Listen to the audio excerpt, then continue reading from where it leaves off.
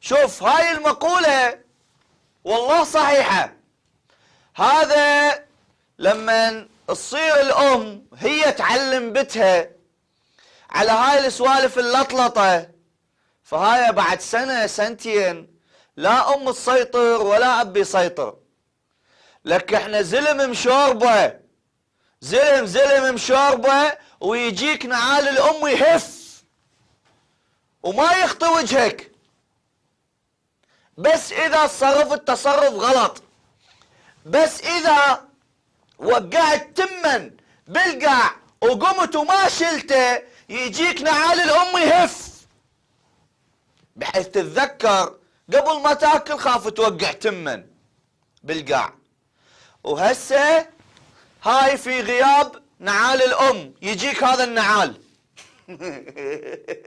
هذا النعال يسيطر بكان نعال الأم. المهم هنا هاي التربية الجديدة، هاي التربية الحديثة، واللي يحكي واللي يقول ليش تحكوا